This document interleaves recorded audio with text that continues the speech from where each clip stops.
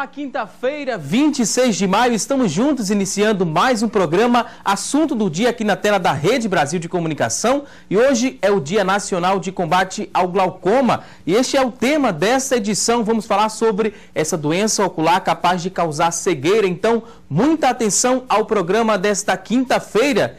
E ainda vamos aprender a fazer aqui no programa, no quadro Receita do Dia, alfajor. Nesse quadro, a gastrônoma Luciana Luna vai nos auxiliar a preparar, esse alfajor. Também a gente vai conferir as vagas de empregos no quadro A Vagas, É Notícia, Enquete do Dia e muito mais. A edição está imperdível. Olha só, e por não apresentar sintomas em grande parte dos casos, a pessoa não percebe a lesão do nervo e das fibras nervosas que afetam o campo visual. Quando não tratada, essa lesão pode levar à perda total da visão. De acordo com a Organização Mundial da Saúde, a cada ano são registrados mais de 2 milhões de novos casos de glaucoma no mundo. Já no Brasil, a doença atinge 2% dos brasileiros acima de 40 anos, cerca de 1 milhão de pessoas. Mas, afinal de contas, como diagnosticar e tratar a doença? Vamos saber com os nossos convidados de hoje. Estamos recebendo aqui no nosso estúdio o Dr. Heraldo Sá Martins, oftalmologista do Centro de Olhos do Recife, o CENOR. Também vai nos auxiliar nesse bate-papo de daqui a pouco, Dr. Pedro Falcão, ele que é oftalmologista do Instituto de Olhos do Recife, o IOR. Daqui a pouquinho ele também é especialista em glaucoma e daqui a pouquinho eles vão nos auxiliar a entender um pouco mais sobre este tema. Antes de iniciarmos essa conversa, vamos acompanhar uma reportagem com Magdiel Nayal. O glaucoma é responsável pelo maior número de cegueira no mundo, e isso porque o oftalmologista só é procurado em último caso, quando aparecem alterações graves nos olhos, como explica este especialista em glaucoma, presidente do Instituto de Olhos, Fernando Ventura. Primeiro, não procurar oftalmologista. Segundo, não apresentar sintomas. A dificuldade, às vezes, das pessoas mais carentes também chegar ao oftalmologista. Depois, quando é diagnosticado realmente o glaucoma, os colírios não são baratos. Infelizmente, leva a não ter o uso constante do colírio e leva exatamente à cegueira. A Sociedade Brasileira de Glaucoma alerta que essa demora na busca por tratamento atinge 80% das pessoas que têm a doença. E com tantos fatores de risco, a situação pode se agravar. A Organização Mundial da Saúde registra mais de 2 milhões de novos casos de glaucoma por ano. No Brasil, mais de 580 mil pacientes já perderam totalmente a visão por causa dessa doença. Diferente deste aposentado, que teve um desfecho positivo. Ele descobriu o glaucoma em 2001, durante uma consulta de rotina, e logo iniciou o tratamento. Passei anos sem ir, uns 4, 5 anos. Aí fui fazer o exame para ver, não sentia nada, não via bem, tudo. Aí cheguei lá e descobri que estava com glaucoma. Com muito cuidado nos colírios, não pode deixar de usar o colírio, não. Aos 76 anos, José Nilson da Silveira está no grupo que necessita de mais cuidados. Mas não se engane, em todas as idades a consulta ao oftalmologista deve ser feita periodicamente. A prevenção é exatamente ir ao oftalmologista. Hoje, o recém-nascido já tem e é obrigatoriedade de fazer o teste do olhinho. Posteriormente, na idade escolar, é outra idade realmente importante de se fazer a avaliação oftalmológica. Alguns colégios, inclusive, obrigam na matrícula ter essa avaliação oftalmológica. E, posteriormente, não tem dúvida, com os 40 anos de idade, começa a pessoa a ter problemas realmente para perto e necessita de óculos para perto, precisa também. E é onde inicia-se a possibilidade realmente de aumento de pressão e aí advindo realmente o glaucoma. Então, não esqueça, os seus olhos também precisam de cuidados. Pois bem, a gente vai reforçar, não se esqueça que seus olhos precisam de cuidado e a gente quer chamar a você também que está em casa a participar do nosso programa hoje, Através da nossa enquete, a pergunta de hoje é a seguinte: você costuma ir ao oftalmologista com frequência? Costuma? Não costuma? Liga pra gente, participa, 3424-1977 é a nossa linha interativa, você já pode também participar, mandar a sua pergunta, responder a nossa enquete, também você pode mandar a sua dúvida através da nossa fanpage, acessa lá na internet, Facebook, facebook.com/assunto do dia, deixa lá a sua dúvida, que daqui a pouquinho os nossos convidados irão te responder. Você também pode deixar sua pergunta através do nosso WhatsApp. Acesse lá o 992039435, 992039435. Manda sua dúvida, daqui a pouquinho a gente vai esclarecer com os nossos especialistas de hoje, hein? E olha só para reforçar, né? O glaucoma é uma doença hereditária, progressiva e causada pelo aumento da pressão intraocular, que acaba lesionando o nervo óptico. Em cerca de 80% dos casos, se não tratada, a doença, mais uma vez a gente repete, né, pode evoluir para a perda total da sua visão. E descobrir o glaucoma tardiamente também pode ser perigoso. Quer saber o porquê? Os nossos convidados vão nos explicar a partir de agora. Eu queria dar as boas-vindas aqui ao Dr. Heraldo Sá Martins, oftalmologista do Centro de Olhos do Recife. Seja muito bem-vindo aqui ao nosso programa. Muito obrigado, é um prazer estar novamente aqui, porque a palavra que hoje nós vamos, eu e o Pedro, bater e rebater em cima dela, é a questão da profilaxia, do diagnóstico precoce e da conscientização, que é a partir de programas como este que a gente consegue tirar muita gente de um caminho que não teria um bom desfecho, para conscientizar, porque a questão de glaucoma é diagnóstico precoce. Queria agradecer também a participação, das boas-vindas do Dr. Pedro Falcão, oftalmologista do Instituto de Olhos do Recife. Seja muito bem-vindo aqui ao nosso programa.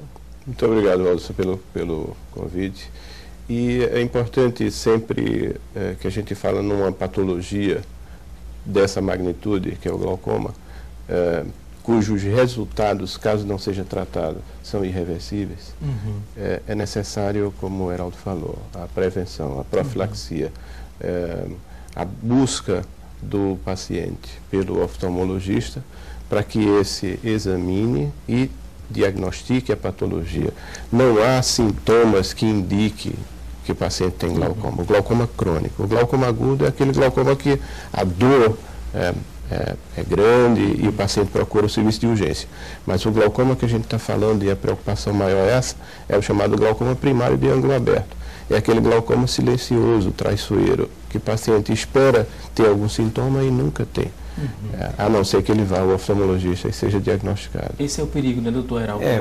Desse glaucoma não apresentar os sintomas, a pessoa pensa que é um problema de visão simples, mas pode ser algo bem complexo e se agravar, né, com o passar do tempo. Na realidade, o sintoma existe, mas ele não é perceptível, porque quando você vai perdendo fibras do nervo óptico por conta do glaucoma, você perde as fibras mais periféricas. Então, perdendo as fibras periféricas, a pessoa faz movimentos de compensação com a cabeça. Então, eu estou querendo ver você, que está aí. O glaucoma já tomou uma parte do meu campo. Então, aos pouquinhos, eu vou me acostumando a dobrar um pouquinho a cabeça. Mas vai chegar um ponto que você, se você não foi diagnosticado, se você não tratou, que você vai notar que você, para ver aqui, você tem que virar bastante a cabeça. Então, mas isso aí já chegou a um estágio que já perdeu muita fibra. Então a gente tem hoje meios na oftalmologia, com os exames que nós iremos discorrer aqui durante a entrevista, de detectar isso antes que você tenha que fazer compensação para compensar essa perda de campo periférico que você compensa sem sentir, durante, às vezes, até anos, porque o glaucoma é uma patologia de evolução normalmente bastante lenta. Uma dúvida bastante comum quando se fala do glaucoma é se a pessoa tem algum caso na família, né, do glaucoma, aumenta o risco ainda mais, potencializa ainda mais esse risco de também desenvolver essa doença mais à frente, doutor Pedro? A hereditariedade,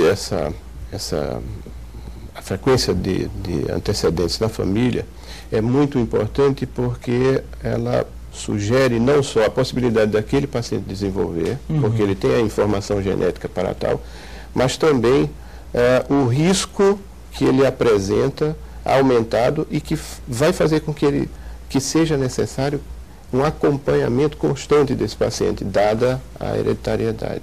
A Sociedade Brasileira de Glaucoma diz que o paciente que tem antecedentes hereditários aumenta em mais de 4 vezes o risco de desenvolver glaucoma. Uhum.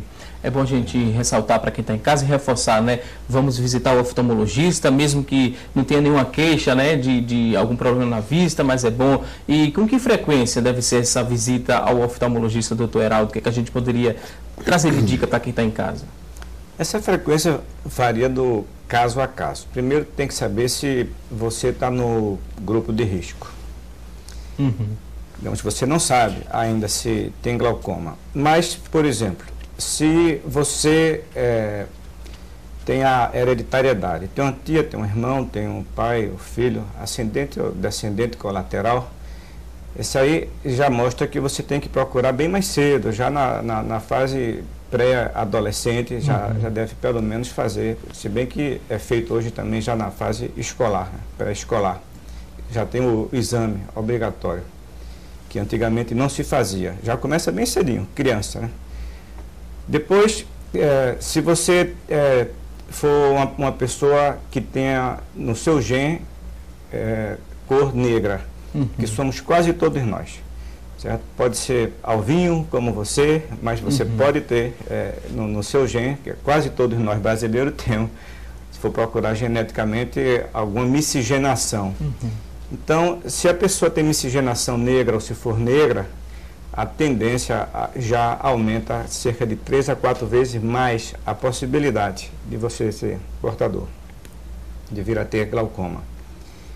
Então, se você não é diagnosticado na fase juvenil, aí chega a outra parte da vida onde aparecem mais os casos de glaucoma, que é essa fase a partir dos 40 anos de idade. Aí é a faixa onde o glaucoma realmente começa a surgir, de 40 e 50 anos, é onde a maior parte dos glaucomas são descobertos. Que é a fase em que também está associada à perda da acomodação para perto, que a gente chama de presbiopia. Então, nessa faixa de 40 anos, você deve visitar o oftalmologista a partir daí, anualmente. Entende? Independente de você estar em grupo de risco ou não, toda pessoa acima dos 40 anos deveria visitar o oftalmologista anualmente. Doutor Pedro, quando existe esse diagnóstico do glaucoma, né, geralmente a pessoa já teve outra complicação na vista e essa complicação pode evoluir para o glaucoma, ou não tem nenhuma relação glaucoma com outras doenças da visão? Existem várias patologias que podem secundariamente desenvolver o glaucoma. Uma delas é proveniente do diabetes mellitus, que é chamada retinopatia diabética proliferativa, que aí começa a aparecer vascularização no interior do globo ocular e, consequentemente, no ângulo de drenagem. E o ângulo de drenagem é importante porque é por onde escoa o mucoso, onde equilibra a pressão. Se esse ângulo de drenagem está, vamos dizer assim, obstruído parcialmente ou totalmente, a tendência é a pressão se elevar sobremaneira. Fora essa patologia diabética, existem ainda as artropatias, as reumatopatias, né, que são doenças inflamatórias que também podem afetar secundariamente o olho. Né. O trauma entraria também como desencadeador secundário. A gente poderia falar também e é um alerta até para a população, o uso do corticoide também, de qualquer forma que seja, durante um determinado tempo ele pode desenvolver o glaucoma para aqueles pacientes que são susceptíveis. Então, existe o que a gente chama de glaucomas secundários, que são esses que são decorrentes de patologias sistêmicas afetando o olho.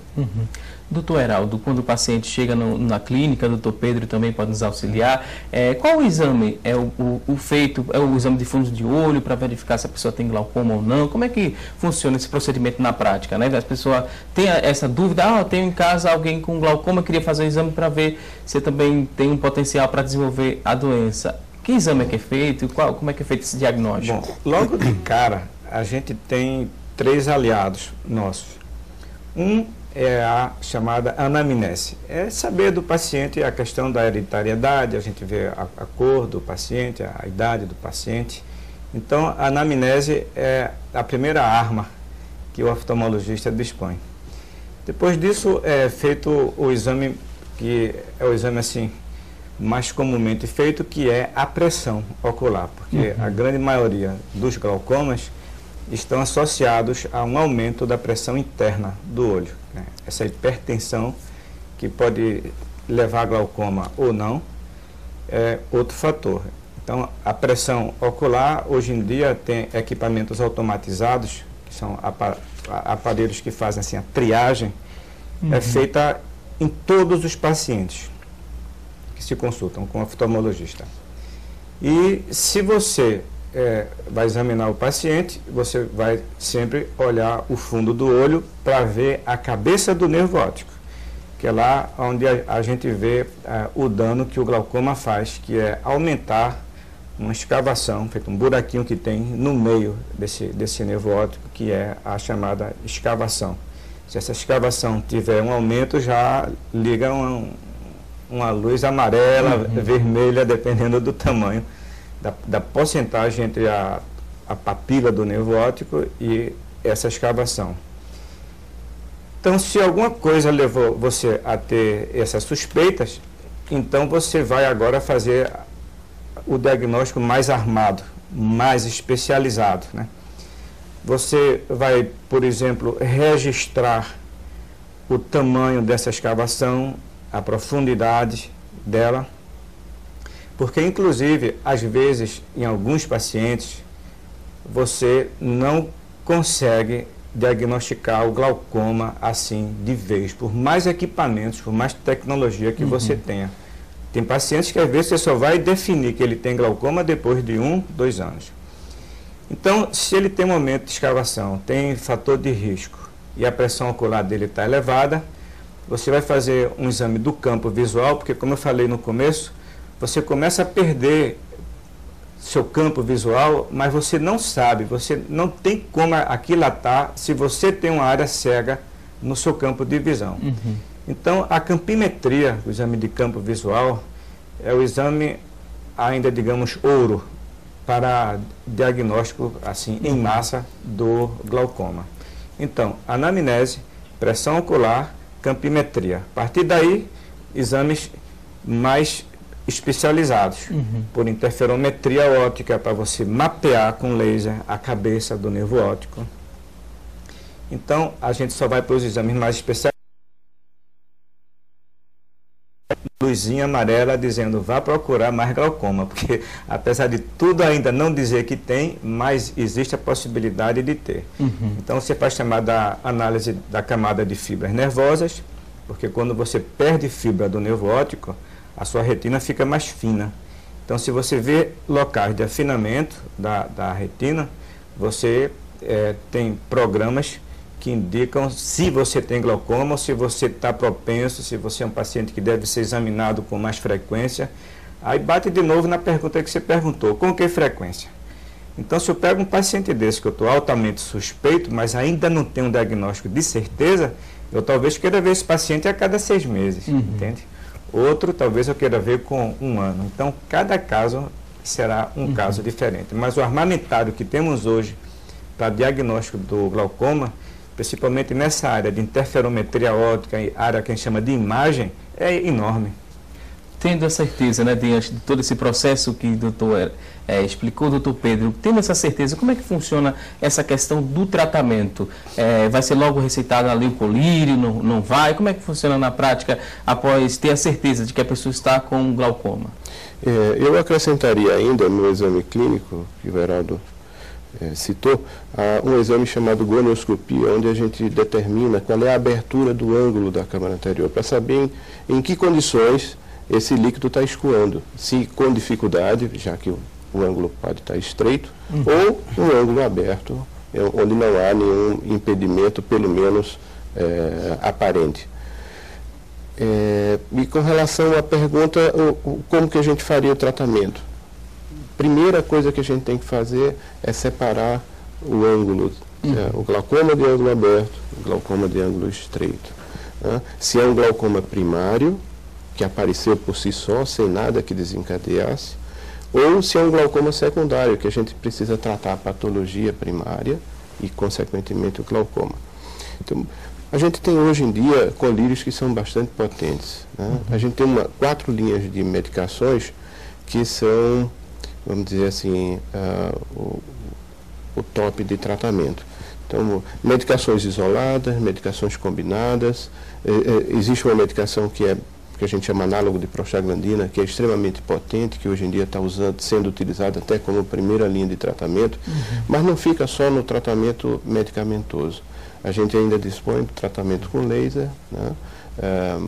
Várias formas de tratamento com laser, e o tratamento cirúrgico também, né? Além de implantes, estentes e tudo mais, que no último simpósio agora de São Paulo foi a novidade do momento, né? Ok, vou pedir licença aqui aos nossos convidados. Daqui a pouquinho a gente volta a falar sobre o glaucoma. Agora a gente vai conferir a previsão do tempo para hoje.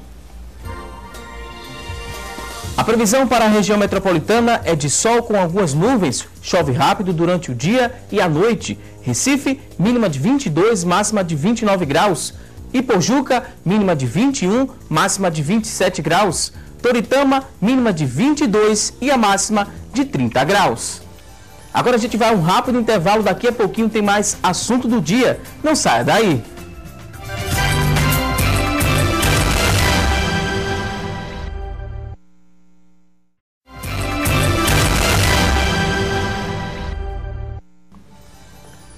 Estamos de volta com mais assunto do dia aqui na tela da Rede Brasil de Comunicação e vamos direto agora conferir como está a situação do trânsito nas principais vias aqui da região metropolitana do Recife. As imagens são das câmeras da CTTU.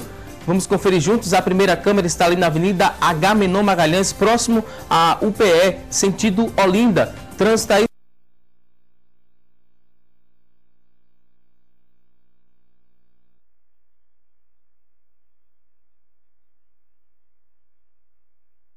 retenções.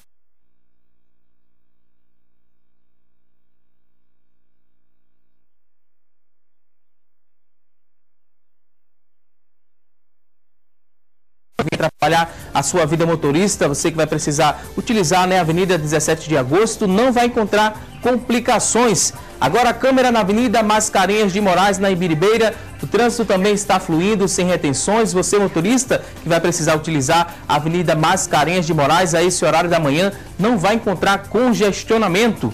E essas foram as dicas desta manhã do trânsito e hoje aqui no programa estamos conversando sobre o glaucoma. E agora vamos conferir o que é notícia na internet sobre este tema. O É Notícia é com a Thalita Belo. Thalita. Oi, Valdson. Oi, pessoal do estúdio. Espectador do programa Assunto do Dia, é sempre uma alegria ter você aí do outro lado. E nós queremos destacar uma informação do site Jornal de Brasília. Dia Nacional de Combate ao Glaucoma é época de prevenção. O site trouxe um alerta importante. O glaucoma é considerada a principal causa da cegueira irreversível no Brasil e no mundo e deve atingir 80 milhões de pessoas no planeta, segundo a OMS. Vamos voltar então à conversa de hoje, que é muito importante, e amanhã, sexta-feira, se Deus quiser, a gente se vê novamente. Agora é com você, Valdson. Ok, Thalita Belo, muito obrigado por essas informações. E olha só, sobre o glaucoma, muitas verdades e também mitos são compartilhados em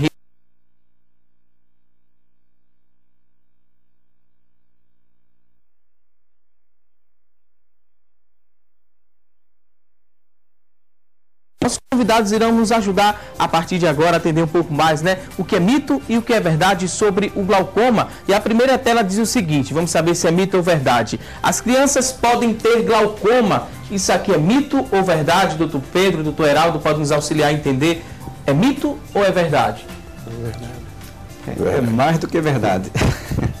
A criança não somente pode ter glaucoma, mas várias delas nascem com glaucoma. É o glaucoma congênito. E esse glaucoma congênito, ele, infelizmente, nós só detectamos ele quando ele já andou um certo pedaço, já fez um certo estrago. Porque o neném, ele não vai informar que se está vendo, se não está vendo. Então, o que vai acontecer é que essa, digamos, caixa do olho, que é a esclera, né, essa parte branca do olho, na criança, ela é mais fininha ela é mais distendível. Então, o neném nasce com a saída de líquido do olho obstruída, semi-obstruída, e a pressão interna do olho aumenta. Então é como uma bola, um balão, que você sopra e ela vai aumentar de tamanho. Então a criança vai apresentar um olho grande, que a gente chama de buftomia. Então, neném que começa a aumentar o olho, a gente tem que estar alerta para a possibilidade de que ele esteja com glaucoma congênito, porque tem que operar rapidinho, tem que operar cedo, né? Às vezes semanas. Doutor Pedro, a criança faz ali o teste do pezinho, da olheira, da orelha, né? Também faz aquele teste, mas do olho, existe algum teste específico na maternidade ainda que essa criança pode fazer? Pode chegar ao diagnóstico do glaucoma também, doutor Pedro? Normalmente os pediatras, eles seguiam por parâmetros de tamanho. Então, se ele observa que a criança apresenta um globo ocular maior do que o normal, do que o considerado normal, essa passa a ser uma criança suspeita. E aí é encaminhada ao oftalmologista para fazer a avaliação, como o Heraldo bem disse. Então, existem aqueles glaucomas realmente que são congênitos, e existem aqueles glaucomas chamados congênitos de aparecimento tardio, que não aparecem logo ao nascer, mas vão desenvolver com alguns anos de idade, aos 2, aos 4, aos 7 anos de idade. Ok, vamos conferir mais uma tela. Mito ou verdade sobre o glaucoma? Ter familiares com glaucoma aumenta o risco de ter a doença. A gente falou um pouco isso no bloco anterior. A gente reforça, quem está em casa que ligou a televisão agora, a gente está no quadro Mitos e Verdades, falando sobre o glaucoma, Dia Nacional de Combate ao Glaucoma. E a informação que a gente tem aqui é a seguinte: ter familiares com glaucoma vai aumentar ali o risco de ter a doença. Isso aqui é mito ou é verdade? É verdade. Como a gente bem disse, o fator hereditário é um dos principais fatores de risco no glaucoma. Então, a Sociedade Brasileira elenca de glaucoma, ela elenca alguns fatores de risco, e dentre eles, um dos principais é o fator hereditário. Tem outros aí, como o Heraldo citou, a raça, né? Fatores relacionados a algumas patologias que o paciente tenha, porventura, mas o fator hereditário é mandatório. Todo paciente que tiver antecedentes familiares deve ser examinado normalmente e mais ainda com direcionamento para o glaucoma. Ok, vamos juntos conferir mais uma tela. Mito ou verdade? A pressão alta dos olhos pode ser um indicativo de glaucoma. Isso aqui é mito ou é verdade, doutor Heraldo? Bom, existe glaucoma de pressão alta, que é a grande maioria, e existe o glaucoma, que é o mais traiçoeiro, que é o glaucoma de pressão baixa. Então, só a pressão, você não consegue fazer um diagnóstico de glaucoma só com a pressão, a não ser que seja uma pressão excessivamente alta, a pressão de 25, de 30, né? Mas você tem um paciente, por exemplo, com 18 de pressão, ele pode ter glaucoma. Mas você pode ter um paciente com 12 de pressão e ele também tem glaucoma. Porque, basicamente, glaucoma é a falta de alimentação que as células da retina vão ter. Então, um dos fatores que faz com que essa alimentação, os nutrientes, não cheguem adequadamente a essas células é a compressão interna, quando a pressão está alta. Porém, tem pacientes que têm patologia das carótidas, por exemplo, tem estreitamento. Então, a artéria leva pouco sangue para o cérebro e leva pouco sangue para o olho. Então, mesmo com a pressão normal, o nervo óptico é danificado. Então, a pressão alta não tem que ser necessariamente glaucoma, mas já é uma dica de que aquele paciente tem uma boa chance de ter glaucoma. Doutor Pedro, quer complementar? Pode eu gostaria só de citar o seguinte: existe uma entidade em oftalmologia chamada hipertenso ocular, que é aquele paciente que apresenta pressão elevada, mas não apresenta os sinais característicos do glaucoma, que são a alteração do nervo óptico, que é a escavação aumentada, e a alteração do campo visual. Então, quando ele não apresenta alterações no campo visual, na espessura da camada de fibras, né, e no nervo óptico, esse paciente é considerado hipertenso ocular e deve ser seguido. Não é que ele não vá, não tem glaucoma, vai embora para casa. Não é assim. Ele vai ser seguido porque o risco de haver conversão é muito grande com a idade, com o avanço da idade. Inclusive,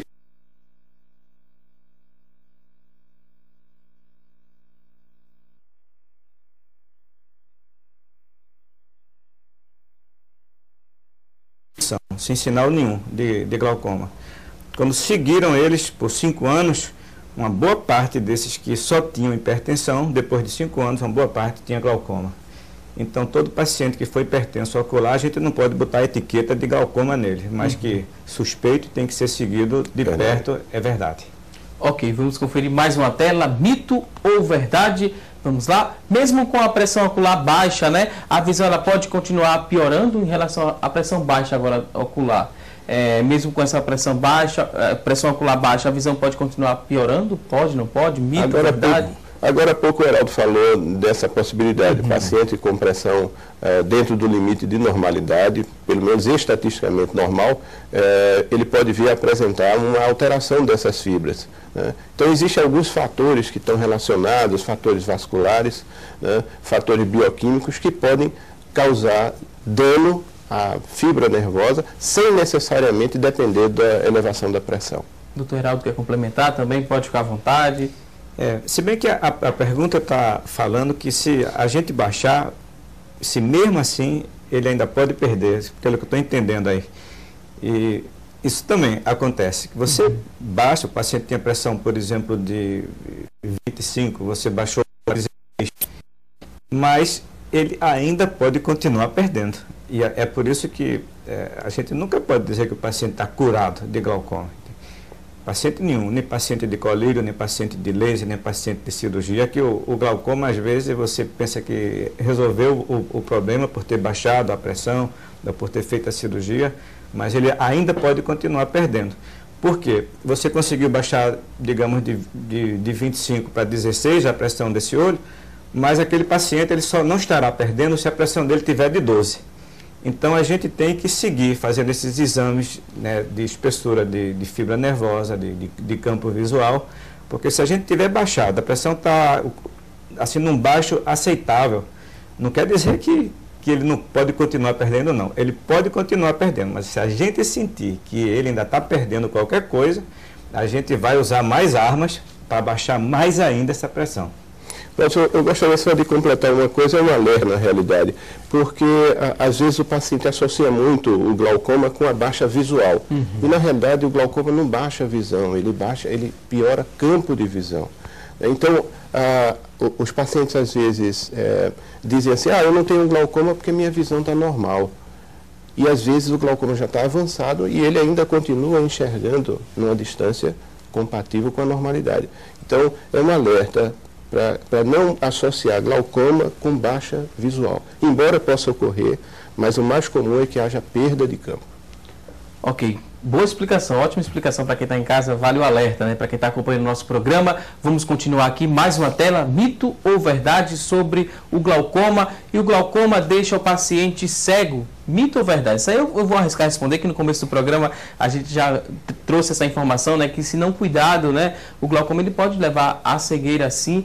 E a gente pode reforçar essa tela com aquela questão se é irreversível a cegueira do glaucoma.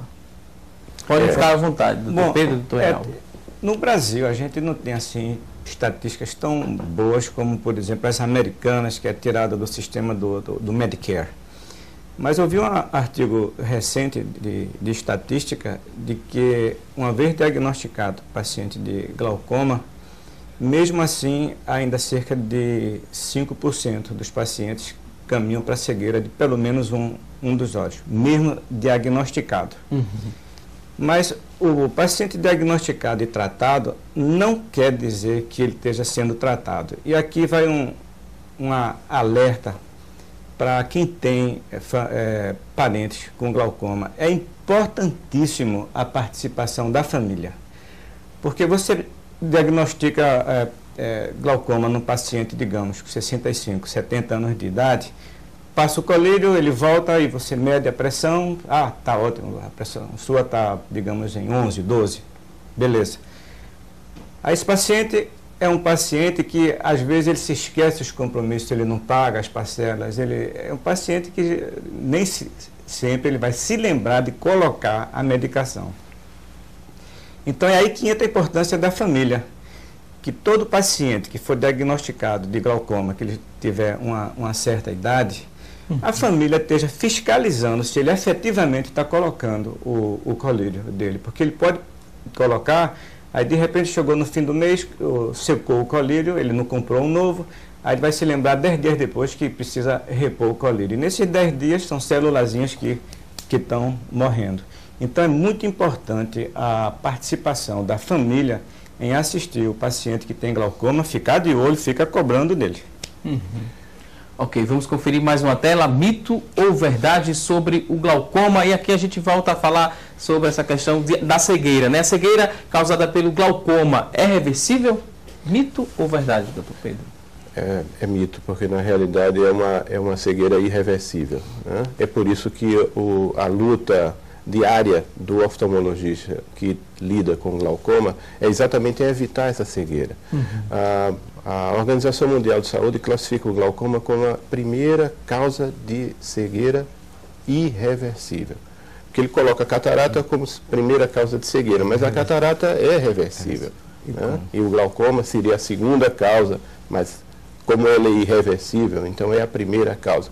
Então, são 79 milhões de pessoas até 2020 que terão glaucoma. E desses, vários milhões vão perder a visão, unilateralmente ou às vezes bilateralmente, por falta de tratamento. É irreversível, é um mito. Por isso que é tão importante, né, doutor, a gente destacar a importância de se procurar um especialista, sempre estar visitando um oftalmologista, seguindo à risca, né, o tratamento, se a pessoa, no caso, for diagnosticada com glaucoma, verificar ali o histórico familiar, é sempre bom a gente destacar, é preciso estar conversando, vendo um parente mais próximo, mais idoso, que possa ter também o glaucoma, para estar tendo essa preocupação mesmo, né? Esse é um dia muito propício a isso, a gente reforçar para quem está em casa, Dia Nacional de Combate ao Glaucoma. Você que está em casa, preste atenção às explicações aqui do nosso programa. Os nossos convidados de hoje estão esclarecendo todas as suas dúvidas, e você, se tem alguma dúvida ainda, manda para a gente, 3424-1977 é a nossa linha interativa, que daqui a pouquinho os nossos convidados vão responder mais coisas sobre o glaucoma. Agora o doutor Heraldo tem mais uma explicação. Falando como advogado, né, vamos colocar o feito à ordem. Voltando para a questão de o que é o nervo óptico, o que é a retina, para o paciente entender melhor, antes da gente adiantar para tratamento. É que o globo ocular, ele é forrado, cerca de 4/5 dele, por uma camada de células, das quais 1 milhão aproximadamente de fibras dessas células saem por um orifício que tem no fundo do olho. Essas células todas juntas formam o nervo óptico. E essas células vão bater longe, elas vão bater aqui atrás da nuca, na região occipital. Elas vão para 2 núcleos, chamados núcleos da visão. Então elas percorrem um caminho enorme, porque se você pudesse consertar uma célula nervosa dessa aqui, mas você teria que ir até lá atrás. Então, quando uma célula dessa morre ela em todo o trajeto dela até o cérebro. Então, as células que compõem a retina, elas são, na realidade, células do tecido cerebral, são células nervosas. E o adulto, ele não nasce mais células novas. Uma vez que se tornou adulto, você não nasce mais nenhuma célula. Então, cada célulazinha dessa que você perde na retina, ela está perdida irreversivelmente, porque ela é uma célula do tecido nervoso, ela faz parte do seu cérebro. Então, é por isso que o glaucoma, hoje, ninguém ainda conseguiu, apesar de se falar em terapêutica com célula-tronco, medicina regenerativa, principalmente na China, fala-se muito disso, mas você não consegue ainda fazer com que um neurônio desse consiga você regenerar uma célula dessa que nasce aqui na frente, no olho, e vai bater lá atrás, na cabeça, no núcleo da visão. Ótima explicação, e a gente vai seguir agora com mais mitos e verdades sobre o glaucoma. Vamos conferir juntos aqui. Olha só, o colírio para baixar a pressão ocular, ele deve ser usado para sempre? Isso aqui é mito ou é verdade, doutor Pedro? existe uma dependência muito grande para que se controle o glaucoma da pressão ocular estar no nível aceitável, que a gente chama de pressão-alvo.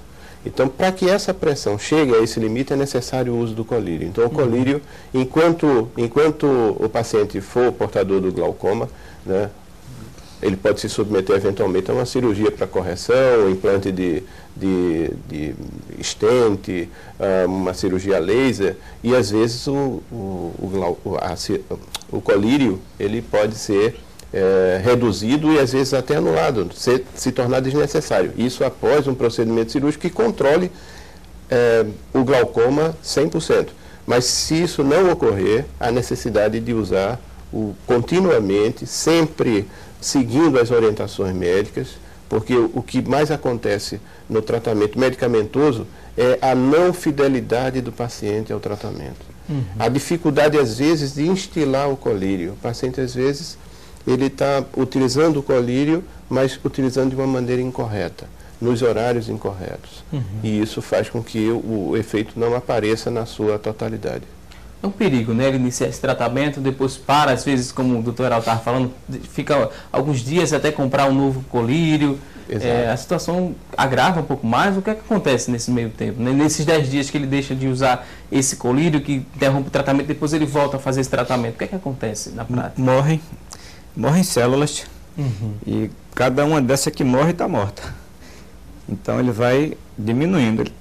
Ele começou com 1 milhão de axônios passando pelo nervo óptico, e de repente ele tem 400 mil, passa algumas semanas sem usar, está com 300 mil, e vai chegando ao ponto de que o campo visual dele é tão pequeno que é como se ele estivesse olhando através de um cano, de um tubo, que a gente chama visão tubular.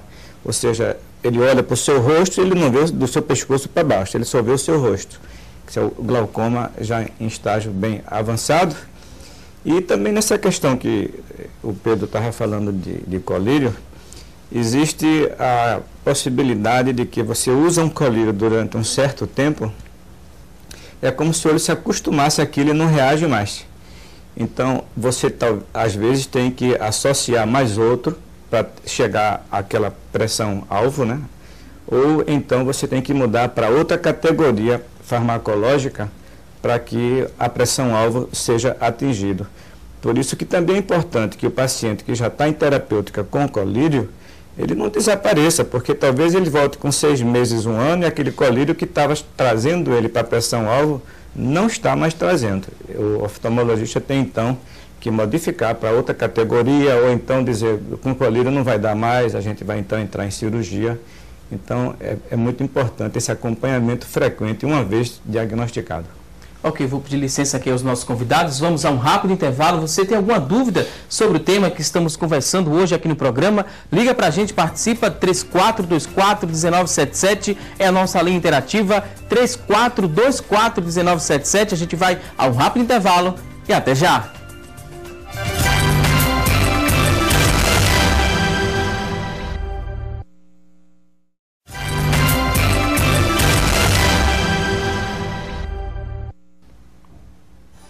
Voltamos com mais assunto do dia aqui na tela da Rede Brasil de Comunicação. Hoje no programa estamos falando sobre o glaucoma.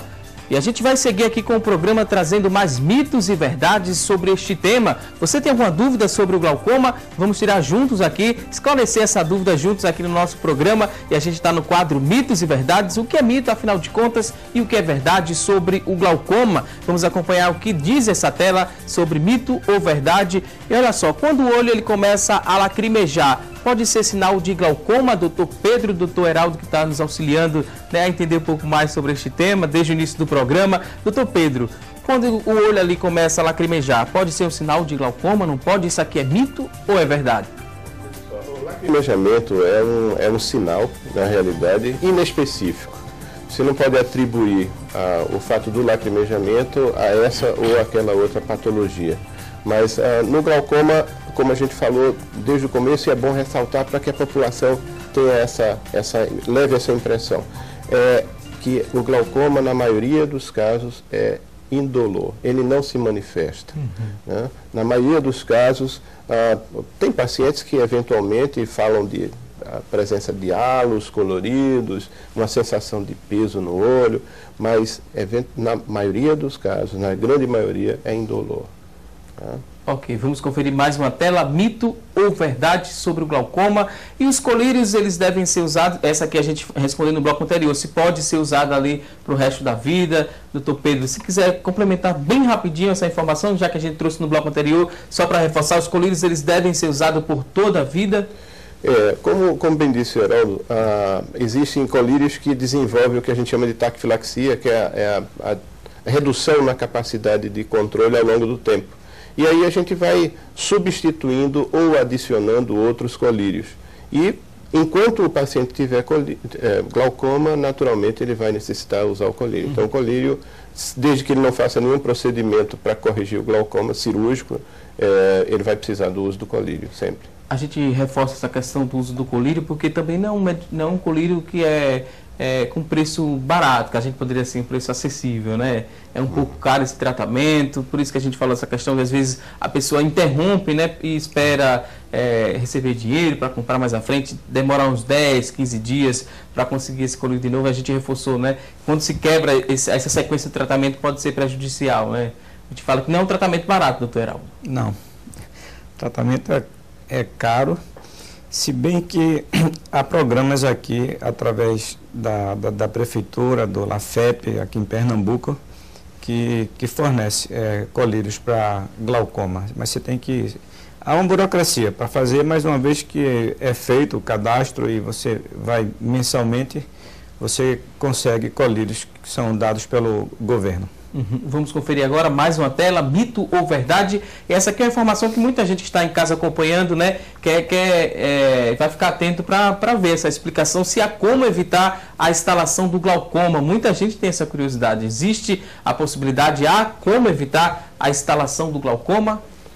Não há? Mito, verdade? O que a gente poderia dizer para quem está em casa? À medida que o paciente chega ao consultório do oftalmologista, ele vai buscar sinais que evidencia a presença ou não do glaucoma. Então, se há sinais, como o Heraldo falou a princípio, uma escavação do nervo óptico um pouco aumentada, e ele não apresenta hipertensão ocular e nem apresenta alteração de campo visual, essa escavação aumentada pode ser uma escavação própria dele, ele já nasceu com aquela escavação grande. E esse paciente deve ser acompanhado de uma forma contínua. E dessa forma, acompanhando de uma forma contínua, a gente consegue detectar precocemente aqueles primeiros sinais que vão aparecer de alteração no campo ou no nervo óptico. E, consequentemente, a gente evita a instalação do glaucoma, desde que o paciente seja um paciente fiel, que volte, que acompanhe, que faça as revisões periódicas. Doutor Heraldo, pode ficar à vontade. Aí, a gente vê muito frequentemente o paciente chegar para nós em que ele no ano anterior ele fez uma consulta, o oftalmologista fez esses exames que o Pedro está falando e não deu para ter certeza para fazer o diagnóstico, né? Ele simplesmente botou na testa do paciente a etiqueta suspeito. Aí você vai, mas agora o glaucoma andou mais um pouquinho e você agora este ano tem condições de diagnosticar. Aí o paciente diz, mas eu tive com o doutor fulano não me diagnosticou, o senhor me diagnosticou. Então não julguem mal o profissional que está examinando em relação a glaucoma, porque é assim mesmo. Às vezes leva 1, 2, 3 anos até que a gente possa dizer que um paciente tem glaucoma. Ok, vamos conferir mais uma tela, mito ou verdade. Olha só, todos os pacientes com glaucoma têm pressão ocular elevada. Isso aqui é mito ou é verdade? Veja só, a gente até conversou com isso agora há pouco. Existem pacientes com hipertensão ocular apenas, sem glaucoma. Da mesma forma que existem pacientes com pressão teoricamente normal, mas que apresentam as alterações glaucomatosas típicas. Então, nem todos os pacientes vão apresentar pressão ocular elevada. E é exatamente isso que precisa ser também rechaçado. No passado, os diagnósticos, há 20, 30 anos atrás, eram dados pela pressão ocular. E hoje em dia, não, a pressão ocular deixou de ser um fator preditivo. Né? Ele passou a ser um fator de risco.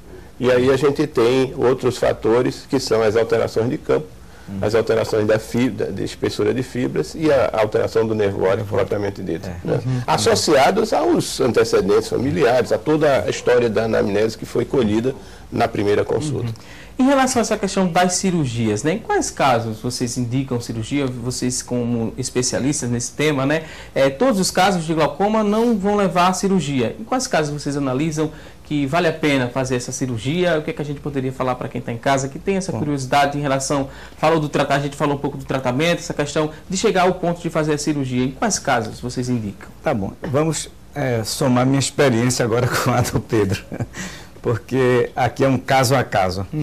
Você tem um paciente, por exemplo, que você consegue controlar a pressão dele, mas ele volta, cada vez que ele volta para você, ele está perdendo campo, ele está aumentando o glaucoma, a despeito de você saber que você chegou na pressão-alvo que você queria. Então, você já suspeita, esse paciente ele deve ser daqueles que passa uma semana para comprar o colírio. Então, apesar do colírio estar funcionando bem nesse paciente, a gente vai indicar a cirurgia, o laser, porque ele não é um paciente que é adstrito à terapêutica. Tem outros pacientes que, apesar de toda a terapêutica que a gente use, não somente de colírios, mas também via oral, a pressão está numa pressão em que ele está perdendo fibras. Então, um paciente desse, a gente tem que também fazer a consideração do procedimento cirúrgico. E existe o paciente em que ele tem outra patologia muito comum, que é a catarata, que já que você vai entrar no olho dele para fazer a catarata, e por que não dar conta do glaucoma? Então, você pode associar a cirurgia da catarata ao glaucoma. E aí é que eu gostaria de chamar o videozinho. Isso mesmo. Antecipou aquele vídeo, mas a gente vai trazer esse vídeo que o senhor trouxe aqui para a nossa produção, né? Esse vídeo da cirurgia, né? Para impedir a progressão da doença, isso na tentativa de manter a visão do paciente, mas a gente volta a lembrar que o glaucoma não tem cura, né? E a gente vai acompanhar agora um vídeo que mostra um novo tratamento, né? Um novo tratamento para o glaucoma, o glaucoma associado com a catarata. A gente vai mostrar aqui no nosso telão, doutor Heraldo, então, pode ficar à vontade, doutor Pedro também pode complementar. Durante a cirurgia de catarata, depois que você implanta a lente intraocular, você preenche o olho com a substância viscoelástica e entra com um laser endoscópico, onde o cirurgião ele fica tendo pela tela da televisão, do monitor, o que você vê aí no lado superior direito. Esquerdo, aliás. O homem sempre mistura. Então, observando no monitor, você dispara o laser nessas pontinhas que vocês estão vendo, que são os processos ciliares. Esses processos ciliares, eles injetam líquido dentro do olho. E se você faz com que ele pare de injetar, através dessa aplicação do laser, você vai ter uma pressão mais baixa, sem a necessidade do colírio.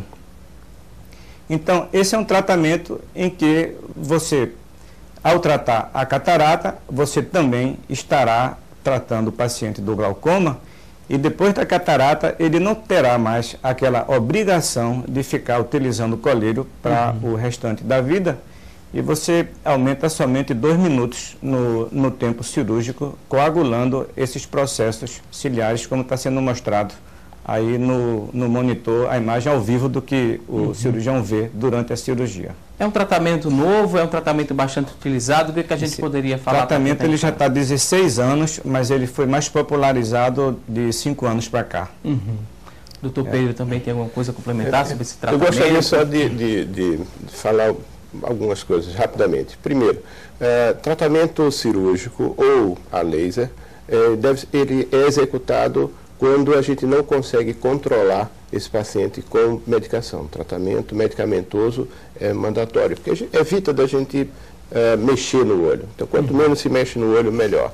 Segundo, existem pacientes que, mesmo com a medicação correta, eles não conseguem adquirir, e aí a gente também tenta fazer a cirurgia, porque a gente sabe que se a gente insistir, ele vai perder esse nervo óptico.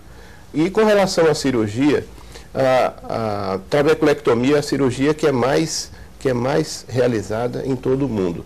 Então, é a cirurgia padrão para tratamento de glaucoma. Existem tratamentos a laser, existem tratamentos outros, implantes de stent, mas a trabeculectomia, inclusive agora no último simpósio, foi agora dia 20 e 21 de maio, de São Paulo, do Simpósio Internacional de Glaucoma, a trabeculectomia graçou de norte a sul, dos Estados Unidos à China.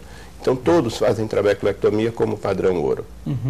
Existe algum tipo de exercício ali para estimular e ajudar, né, a baixar essa pressão intraocular? O que a gente pode dizer para quem está em casa? Existe algum tipo de exercício que vocês receitam ou não existe? O que é que a gente poderia falar em relação a essa questão de tentar baixar essa pressão intraocular? Existe alguma coisa além do colírio para tentar controlar? Além do colírio, existem fatores a nível medicamentoso e alimentar, que pode influenciar na pressão intraocular.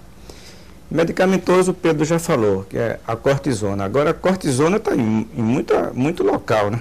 Desde esses spray para sinusite, para alergia, para asma, você tem cortisona em muito medicamento. Então, é o uso da cortisona. E às vezes o paciente está tratando direitinho, está usando o colíriozinho dele, de repente você sabe, né, as farmácias, elas hoje em dia, elas só podem dispensar certos medicamentos com a receita médica. E entre esses medicamentos que tem a dispensação obrigatória, estão os antibióticos e os corticoides. Mas você vê esse surto por exemplo, chikungunya, que está aqui no interior de Pernambuco. Você chega em boa parte de farmácias aqui do interior, estou com a junta doendo, tive chikungunya, aí vai dar, por exemplo, um prednisolona, meticorten. O paciente está usando a medicaçãozinha do glaucoma dele direito, vai na farmácia, compra sem receita uma cortisona dessa e ele agrava o quadro de glaucoma. Na parte alimentar tem uma substância que também ela influencia negativamente na pressão intraocular, que é a cafeína. Então, o paciente que tem glaucoma, normalmente ele é recomendado a não ingerir excesso de café ou alimentos com cafeína. Um dos alimentos que tem bastante cafeína é o guaraná. Guaraná e guaranás, que tem porra de guaraná. Então, paciente que tem glaucoma também é orientado a não abusar de cafeína. Quando fala em guaraná, é o pó do guaraná? Qualquer guaraná. Todo pó de guaraná ou guaraná bebida, veio do pó do guaraná, a concentração de cafeína é grande. E voltando a falar do colírio, doutor Pedro, em relação aos efeitos, existe ali a gente pode dizer que esse colírio ele provoca algum efeito colateral? E qual efeito colateral? Existe essa possibilidade? Não existe? Existe sim, existe e esses efeitos normalmente eles são repassados para o paciente, porque assim que ele começar a desenvolver um deles, desde que seja incompatível com o uso da medicação, a gente suspende e substitui por outro. Por exemplo, beta-bloqueadores, eles são contraindicados para pacientes que têm asma, porque eles podem desencadear uma broncoconstricção e, consequentemente, crise de asma. O beta-bloqueador ainda, ele pode alterar ritmo de sono, pode haver alterações da libido, né? Pacientes que têm depressão, o quadro pode se acentuar. O alfa-agonista segue no mesmo caminho. Os análogos de prostaglandina podem causar pigmentação de pálpebra inferior, alteração do tamanho de cílios, alterações de gordura orbitária. Quer dizer, existem alguns efeitos colaterais que ocorrem em alguns pacientes a longo prazo, e quando ocorrem, a gente suspende o colírio, muda para outro. Os inibidores de anidrase carbônica também são medicamentos que são à base de sulfa, então quem tem alergia a sulfa é bom evitar. Quer dizer, existem alguns efeitos colaterais, mas são efeitos colaterais controláveis. Então, a gente acompanhando o paciente tendo aquela fidelidade de retorno, a gente consegue bloquear. Como a missão da gente aqui é conscientização, né? É importante bater novamente, mais ainda, em cima dessa tecla da questão de efeito colateral, porque às vezes o paciente ele vai procurar você diagnosticou glaucoma, do qual ele não sentia, nem sabia que tinha.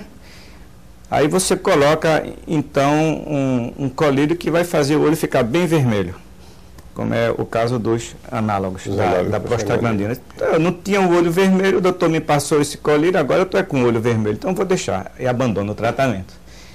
Então, se o assunto for glaucoma, for passado uma medicação, se você botou seu colírio, ficou com falta de ar, porque é o caso do beta-bloqueador, piorou sua asma, se o seu olho ficou vermelho, não é para abandonar, nem porque o doutor passou um colírio que piorou a sua visão, não. Você volta que ele vai procurar outro grupo farmacológico que não lhe dê efeitos colaterais, tá certo? Não, mas não abandone o tratamento. Okay, eu posso só complementar? Foi perguntado aí se podia ser feito alguma coisa para a prevenção do glaucoma. Então, exercícios físicos leves, foi observado, já tem estudo nesse sentido, e exercícios leves, a prática de exercícios reduz levemente a pressão. Pacientes, como o glaucoma, a morte celular é por apoptose, agressão por radicais livres, então uma alimentação rica em antioxidantes, né, verduras, frutas, etc., vai ajudar. É o que a gente chama de tratamento colateral. Uhum. Né? Ok, vou pedir licença aqui aos nossos convidados. A gente vai um rápido intervalo. Daqui a pouquinho tem mais assunto do dia. Não saia daí.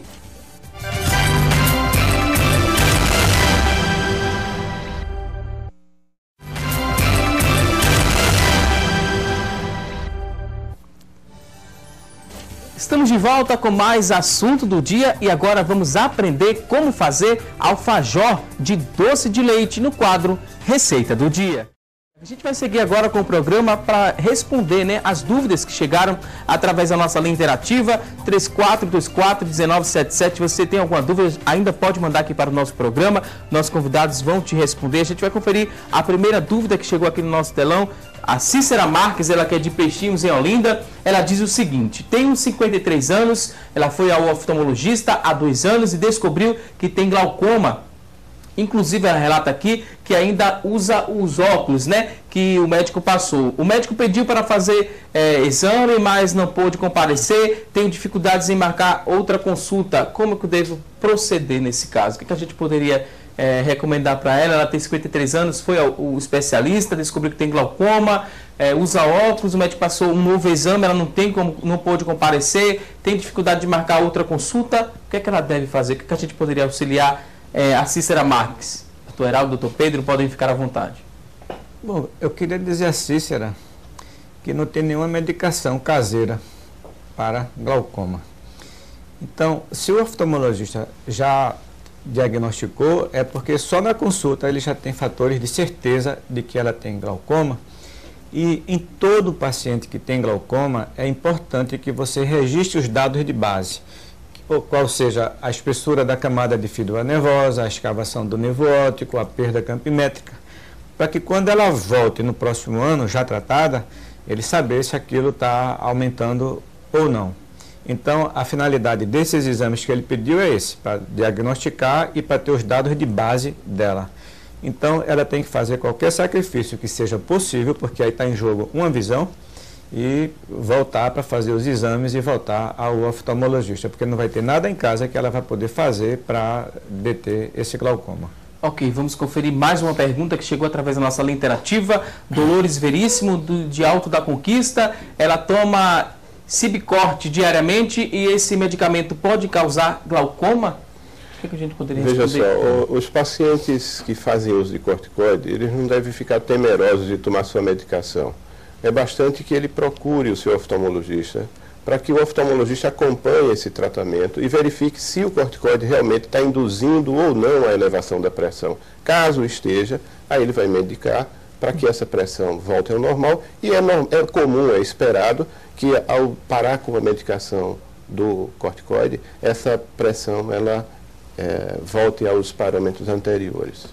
Ok, vamos conferir mais uma pergunta que chegou através da nossa linha interativa, 3424-1977. Você que está em casa, tem alguma dúvida? Manda para a gente que os nossos convidados vão te responder. Olha só, José Carlos de Ouro Preto, também em Olinda, ele diz o seguinte: uso óculos, mas esses óculos não fazem efeito, né? Porque quando verifiquei na clínica, eles estavam inferior ao que o médico receitou, passou, né? Hoje ele está com 65 anos e faz 25 anos que frequenta o oftalmologista, nunca mudou de médico.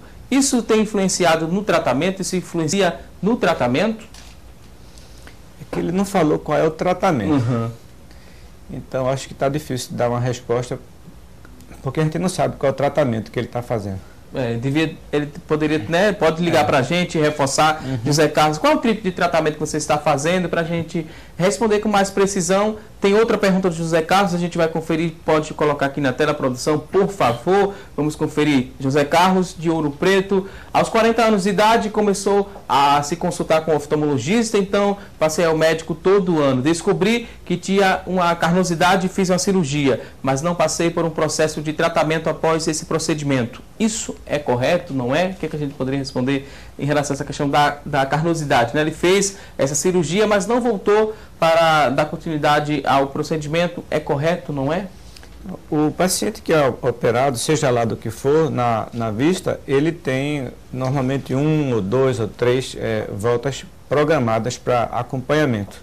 Se ele simplesmente operou e nunca mais viu o médico, ele não sabe se está tendo recidiva, ele não sabe se ele está com um granuloma, que aparece às vezes após a remoção.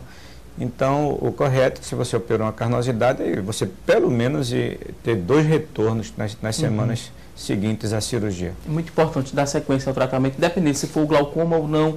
Sempre bom, né, doutor Pedro, voltar ao especialista para ser acompanhado, para ver como é que está a situação, né? Não adianta só fazer uma cirurgia, por exemplo, achar que está curado de outro problema e não ter esse acompanhamento. O pós-operatório, ele é exatamente dessa forma como o Heraldo falou. A gente faz a cirurgia, mas a cirurgia não para aí. Se continua no pós-operatório. E esse pós-operatório é deveras importante, porque é aí que a gente vai observar se haverá ou não recidiva ou alguma complicação posterior. Ok, vamos conferir mais uma pergunta que chegou através da nossa linha interativa. A Josinete Pereira, de Água Fria, ela diz que tem 58 anos, foi ao médico e ele me passou alguns exames, né? Ela diz aqui esses exames e os doutores estão aqui, vão acompanhar, mas ainda ela não conseguiu marcar a consulta. Ela diz que sente os olhos queimando. Que problemas ela quer saber que pode ter se não fazer esses exames aqui que foram receitados pelo médico? Campimetria, paquimetria, retinografia. Walter, esses aí são exames de suspeita de glaucoma, né? Que não tem nada a ver com o olho dela que está queimando. Então, ela tem que fazer os exames porque ela é suspeita de glaucoma, né? E o olho queimando aí já é outra conversa. Ok, vamos conferir mais uma pergunta que chegou através da nossa linha interativa. A Santina da Silva, do Arruda, diz que tem 68 anos, há 40 usa óculos, tem um problema sério na vista, não enxergo bem, aparece algo brilhando como se fosse um arco-íris. O médico não disse o que tem. O que é que pode ser isso? 68 anos, pelo que ela está falando, ela tem um problema sério na visão, não se sabe que problema sério é esse. Tem uma baixa visual considerável. Esse arco-íris nada mais é do que uma difração da luz, de alguma forma. Então, a luz está se espalhando e produzindo essa sensação de arco-íris. Aí a gente precisa ver qual é o problema que ela tem, se tem alguma alteração de meios transparentes. Né? Cheirando a catarata, né? Exato. Isso é uma dúvida comum, né? Às vezes a pessoa enxerga esse arco-íris, pode ser também uma vista cansada, né? Ou não pode ser algo mais grave. Às vezes no glaucoma, quando a pressão está exageradamente alta, você tem edema da córnea, você vê halos ao redor da lua, das luzes, né? Exato. Mas na catarata você também pode ver isso. Então, pode ir para o lado de glaucoma, pode ir para o lado de catarata, só fazendo o exame dela. E uma dúvida bastante frequente, a gente pesquisando sobre o tema, muita gente coloca lá nas redes sociais, a gente divulga, né, na nossa fanpage, em relação à fotossensibilidade. Quem tem fotossensibilidade corre o risco de desenvolver o glaucoma? Existe alguma relação da fotossensibilidade com o glaucoma? O que é que vocês poderiam responder para a gente? Não, exatamente, seria o inverso. Existem alguns casos de glaucoma congênito, onde o paciente tem, a criança tem, é um dos sinais precoces, é exatamente a alta fotossensibilidade que essa criança apresenta. Mas não que o problema da fotossensibilidade vá produzir o glaucoma. A situação é inversa. E como a gente falou agora há pouco, o uso da medicação crônica pode trazer algumas alterações de superfície corneana, produzindo não só desconforto ocular, tipo sensação de areia, furada, arranhão, etc., como também o aumento da sensibilidade à luz. É porque a fotossensibilidade é um sintoma que, na maior parte das vezes, está relacionado com a superfície do olho, né? A córnea conjuntiva. Então, o Pedro já tinha falado que esses colírios para glaucoma, às vezes, eles maltratam um pouquinho a superfície ocular da fotossensibilidade. Às vezes você tem um olho seco, aí você tem também fotossensibilidade, mas muitos casos de fotossensibilidade são primárias, ou seja, você tem uma glândula dentro do cérebro, que é o hipotálamo, que ela é quem controla a sua sensibilidade ao frio, ao calor, a vários agentes, né? Então, quando você não acha nada no olho, é porque a sensibilidade é primária, é a nível de hipotálamo. A gente tem uma dúvida que chegou através do nosso WhatsApp, do José Raimundo de Assis, ele que mora no bairro das Graças. Ele diz que ele quer saber se é certo, né? Assim que ele coloca o colírio, ele pressiona o canto do olho durante 1 minuto. Isso ele está dizendo que leu na bula desse colírio. Isso é certo, não é? José Raimundo de Assis, do bairro das Graças. É certo. Existe o que a gente chama de manobras corretas para o uso do colírio. Então, o colírio deve ser evitado colocar colírio em pé. Há de se colocar numa posição que favoreça a absorção do colírio. Se a gente colocar o colírio em pé, naturalmente, por efeito da gravidade, ele vai escoar ou vai escorrer pelo rosto. E ao passo que se ele estiver sentado com a cabeça reclinada para trás, bastante reclinada, pinga o colírio, fecha os olhos suavemente, não pode estar piscando nem apertando o olho, porque aí ele vai expulsar mais rapidamente o colírio, e faz essa compressão no canto interno, que é exatamente onde fica o que a gente chama de ponto lacrimal, que seria, fazendo uma analogia, seria o ralo da pia do olho. Né? Ok, a gente tem mais uma dúvida aqui da Maria Luísa de Abreu Lima. Ela disse que fez uma cirurgia há mais de 3 anos, tem 2 cristalinos nos olhos e ela tem um grau de... Ela usa óculos para perto e para longe, esse óculos é anti-reflexo e ela disse que ainda se sente mal, né? Mesmo usando esse anti-reflexo, ela se sente mal. Ela quer saber se o anti-reflexo é mais um tratamento para os olhos, a utilização dessa lente, né, anti-reflexo que se fala. Deu para entender direitinho? Mais ou menos. É que né? o anti-reflexo, ele dá um certo conforto ao paciente, porque onde tem fontes de luz, ele vai fazer com que essas fontes de luz, elas não fiquem assim, como você olhando para uma luz e abre, feito um arco-íris. Você coloca o óculos anti-reflexo, ele vai lhe dar mais conforto. Hoje em dia também tem a questão da computação, dos smartphones, dos tablets, que você passa muito tempo com aquilo. Se você usa um óculos anti-reflexo, você tem mais conforto.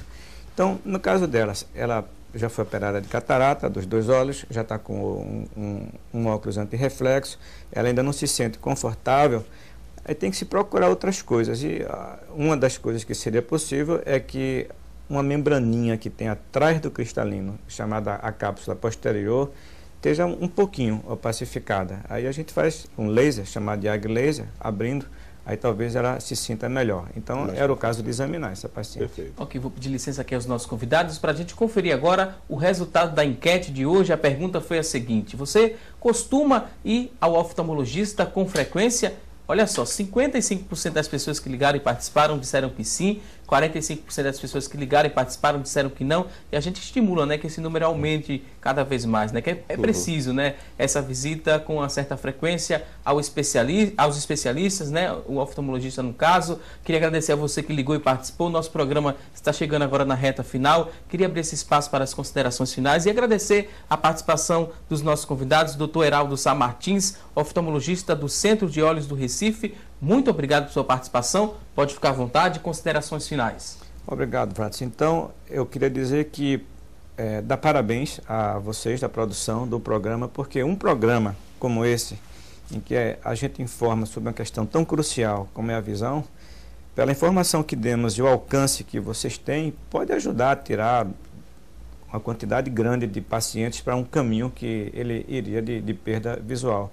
Então, espero que tenhamos contribuído para que muita gente não perca mais visão por conta de glaucoma, porque no mundo de internet, no mundo conectado de informação que nós temos, não é possível mais estar se perdendo visão para o glaucoma. Ok, mais uma vez, muito obrigado, doutor Heraldo. Obrigado. Queria agradecer a participação do doutor Pedro Falcão, oftalmologista do Instituto de Olhos do Recife, o IOR. Muito obrigado, o espaço está aberto agora para as considerações finais. Pode ficar à vontade. Obrigado pelo convite, a gentileza do convite. Eu acho que o programa foi sobremaneira educativo e o que a gente procura é exatamente diminuir essa frequência de não visitas ao oftalmologista, né? Porque é aí que reside o perigo, é aí que mora o perigo, já dado a característica silenciosa do glaucoma. Então, quando a gente fala em glaucoma, a gente está falando de uma doença traiçoeira, sorrateira, que vai aos poucos danificando o nosso olho e o nosso nervo óptico. Então, é necessário que a gente esteja um passo adiante e não correndo atrás. Então, eu espero que com o que a gente discutiu aqui, conversou, a gente tenha contribuído para que os pacientes tenham uma consciência maior do risco que o glaucoma representa. Muito obrigado mais uma vez. Mais uma vez eu agradeço aos dois, contribuíram bastante, né? Foram momentos importantes para quem está em casa que tinha alguma dúvida. Com certeza essa dúvida foi esclarecida para os nossos convidados de hoje. Mais uma vez, muito obrigado. Eu queria agradecer a você que ligou e participou do nosso programa. A gente vai ficando por aqui, né? Amanhã a gente tem um novo encontro a partir das 9h30 da manhã, ao vivo, aqui na tela da Rede Brasil de Comunicação. Um forte abraço e até lá!